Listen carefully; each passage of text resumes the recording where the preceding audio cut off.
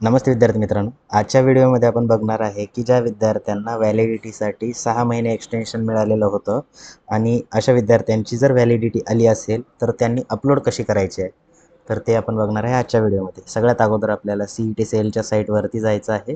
त्या साईटवरती गेल्यानंतर आपल्याला इथे कॅपमध्ये जाऊन 24-25 वरती क्लिक करायचं. क्लिक केल्यानंतर अशा प्रकारचा इंटरफेस तुमच्यासमोर ओपन होईल.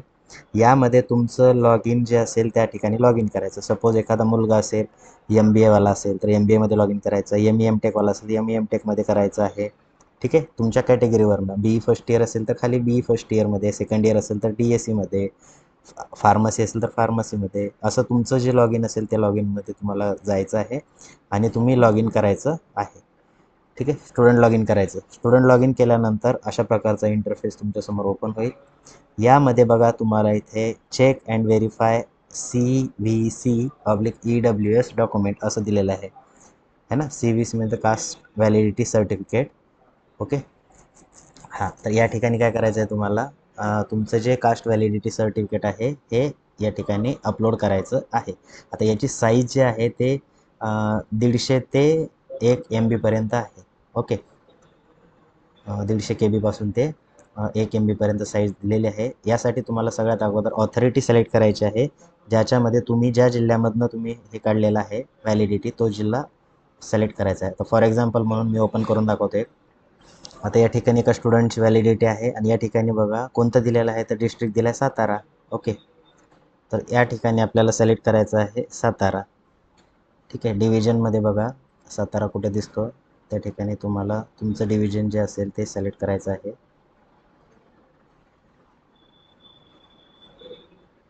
या ठिकाणी आहे सातारा. ठीक आहे, आणि अपलोडवरती क्लिक करायचं.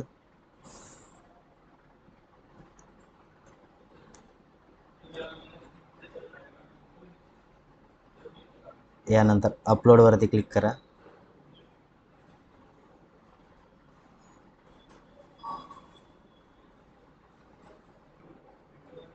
अपलोडवरती क्लिक केल्यानंतर अशा प्रकारचा इंटरफेस तुमच्यासमोर ओपन होईल.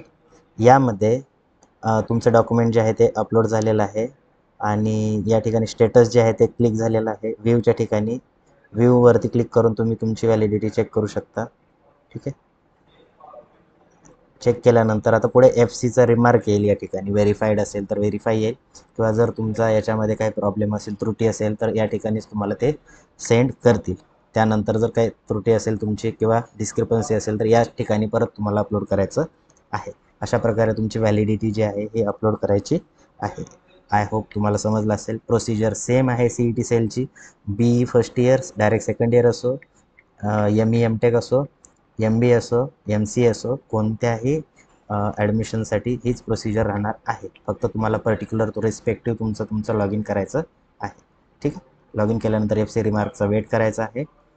ओके, आणि मग याच्यानंतर तुम्हाला कॉलेजमध्ये जाऊन सबमिट करायचं आहे. ठीक, आय होप तुम्हाला समजलं असेल. भेटू आपण नेक्स्ट व्हिडिओमध्ये. थँक्यू.